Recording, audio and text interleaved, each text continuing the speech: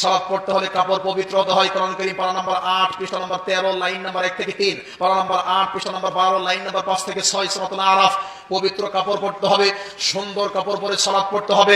এবার এমন জায়গাতে আছেন আপনার কাপড় নাপাক, পবিত্র নাই, নামাজের মাফ নেই, তাহলে আপনার নাপাক কাপড় সহই পড়তে হবে।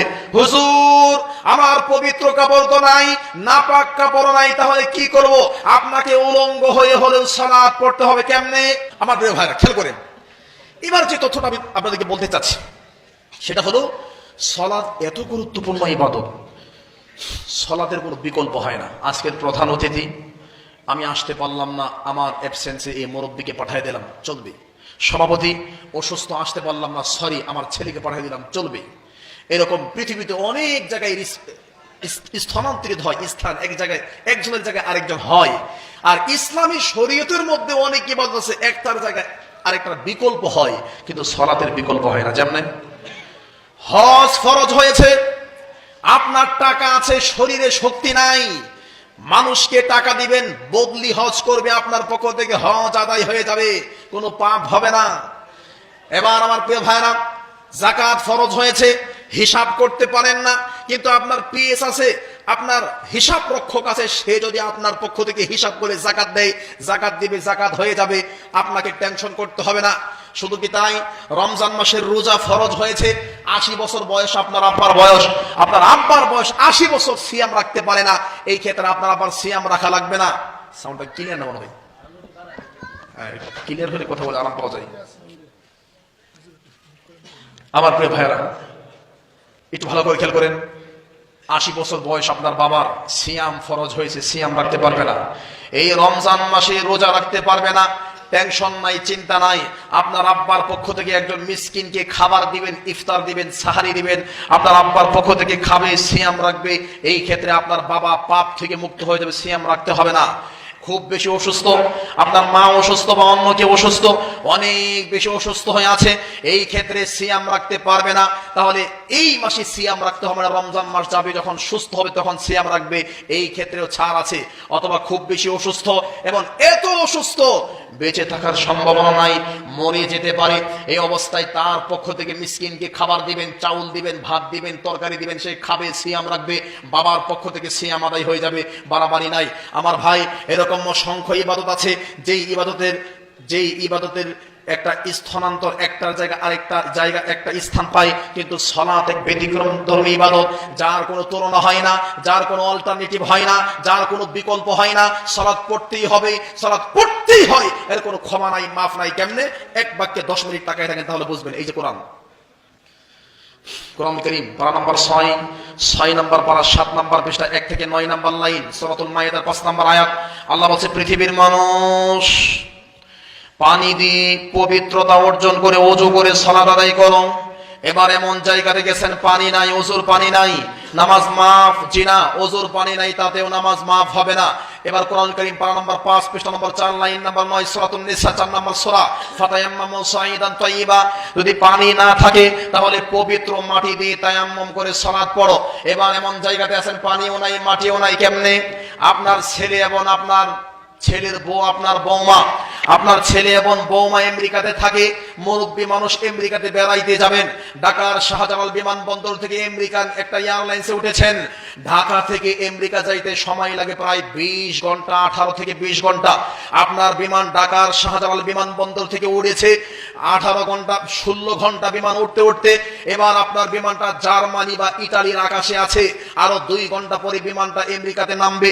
এখন আপনার সালাতের টাইম হয়ে গিয়েছে, আপনার বিমান এখন জার্মানির আকাশে আছে, আপনার বিমান এখন ইতালিতে আছে, আরো 2 ঘন্টা পরে আমেরিকাতে যাবে, আরো 2 ঘন্টা আপনি বাঁচবেন এর কোনো নিশ্চয়তা নাই।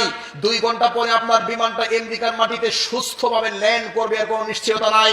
তার মানে এবার 16 ঘন্টা বিমান ওড়ার কারণে বিমানের মধ্যে পানি নাই, পানি শেষ, বিমানের মধ্যে মাটি নাই, মাটি আগে থেকেই নাই, বিমানে পানি নাই, বিমানে মাটি নাই, আরো 2 ঘন্টা পরে বিমান আমেরিকাতে নামবে, এর কোনো নিশ্চয়তা নাই।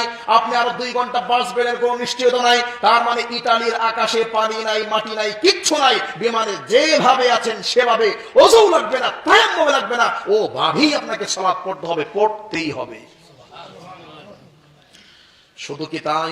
এক বাক্যে তাকায় থাকেন। কোরআন কারীম পারা নম্বর 29 পৃষ্ঠা নম্বর 17 লাইন নম্বর 1 সূরাতুল মুদ্দাসির আয়াত নম্বর 3 থেকে 4 আল্লাহ বলেন ওয়াসিয়াবাকা ফাতাহির, তোমাদের কাপড় পবিত্র হওয়া লাগবে। সালাত পড়তে হলে কাপড় পবিত্র হতে হয়। কোরআন কারীম পারা নম্বর 8 পৃষ্ঠা নম্বর 13 লাইন নম্বর 1 থেকে 3, পারা নম্বর 8 পৃষ্ঠা নম্বর 12 লাইন নম্বর 5 থেকে 6 সূরাতুল আরাফ। পবিত্র কাপড় পরতে হবে, সুন্দর কাপড় পরে সালাত পড়তে হবে। এবার এমন জায়গাতে আছেন আপনার কাপড় নাপাক, পবিত্র নাই, নামাজের মাফ নেই, তাহলে আপনার নাপাক কাপড় সহই পড়তে হবে। হুজুর আমার পবিত্র কাপড় তো নাই, নাপাক কাপড় নাই, তাহলে কি করব? আপনাকে উলঙ্গ হয়ে হলেও সালাত পড়তে হবে। কেমনে? ত্রিমোহনী গোদারাঘাট এলাকার 10টা বখাটে ছেলে যারা হিরোইন মদ খায়, 10টা ছেলে মিলে একটা সুন্দরী মেয়েকে ভাগায়া রামপুরা বনশ্রী একটা আবাসিক হোটেলে নিয়ে গেছে। এই এলাকার মনে করেন 10টা ছেলে মিলে একটা মেয়েকে ভাগিয়ে পালিয়ে রামপুরা বনশ্রী একটা আবাসিক হোটেলে নিয়ে গিয়ে 10 জনে মিলে মেয়েটার সাথে অন্যায় করেছে, জেনা করেছে, গণধর্ষণ করে মেয়েটাকে ছেড়ে দিয়েছে। এবার মেয়ের গায়ে কোনো কাপড় নাই, মেয়ের গায়ে কোনো পবিত্র কাপড় নাই, কোনো কাপড়ই নাই, মেয়ের সকল কাপড়গুলো উড়িয়ে ফেলিয়ে দিয়েছে। মেয়ের কাছে কোনো পানি নাই, মেয়ের কাছে কোনো মাটি নাই, মেয়ের গায়ে কোনো কাপড় নাই, মেয়ের গায়ের মধ্যে বীর্য লেগে আছে। এবার দেখতেছে জোহরের নামাজের রক্ত হয়ে গেছে, 10টা ছেলে চাক্কু বের করেছে, এখন তার মেয়েটার গলা কেটে এই নদীর মধ্যে ভাসায় দিবে। মেয়েটা বুঝতেছে তার কাছে কোনো পবিত্র কাপড় নাই, তার কাছে কোনো নাপাক কাপড় নাই, সে উলঙ্গ অবস্থায় আছে, তার কাছে পানি নাই, তার কাছে মাটি নাই।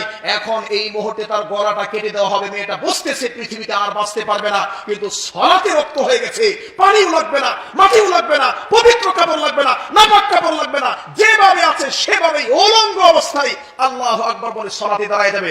এরপরেও এই মেয়েটার সালাতে মাফ নাই। দলিল ছাড়া কথার কোনো মূল্য নেই। কোরআন কারীম পারা নম্বর 2 পৃষ্ঠা নম্বর 7, কোরআন কারীম পারা নম্বর 3 পৃষ্ঠা নম্বর 8, কোরআন কারীম পারা নম্বর 18 পৃষ্ঠা নম্বর 5, কোরআন কারীম পারা নম্বর 28 পৃষ্ঠা নম্বর 16, কোরআন কারীম পারা নম্বর 28 পৃষ্ঠা নম্বর 18। অসংখ্য দলিল। আল্লাহ বলে ফাত্তাকুল্লাহ মাস্তাতাতুম, তোমরা আমাকে ভয় করো সাধ্য অনুসারে। ওই মেয়ের সাধ্য নাই কাপড় চেঞ্জ করা, মেয়ের সাধ্য নাই ওযু করা, তায়াম্মুম করা, কোনো সাধ্য নাই। মেয়েকে এখন গলা কেটে জবাই করে দেওয়া হবে।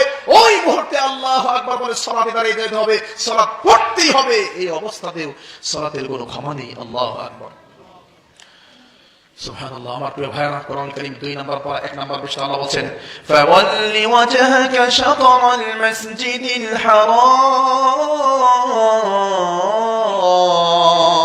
পৃথিবীর মানুষ সবাই কিবলার দিকে ফিরে সালাত পড়ো। এখন এমন জায়গাতে গেছেন কিবলা কোনটা আপনি জানেন না, আপনার পাশে এমন কেউ নাই, জিজ্ঞেস করবেন যে ভাই কিবলাটা কোন দিকে, নামাজ মাফ হবে জি না। কিবলা জানেন না, সমস্যা নাই, পাশে কেউ নাই, জিজ্ঞেস করার মতো সমস্যা নাই। আপনার মন যেই দিকে চাইবে সেদিকে ফিরে সালাত পড়বেন, সালাত পড়তেই হবে। এই অবস্থাতেও সালাতের কোনো ক্ষমা নেই। এই যে কোরআন কারীম পারা নম্বর 2 পৃষ্ঠা নম্বর 18 লাইন নম্বর 9 আল্লাহ বলেন ওয়াকুমু লিল্লাহি কানিতিন। পৃথিবীর মানুষ তোমরা সবাই দাঁড়ায়া সালাত আদায় করো, দাঁড়ায়া।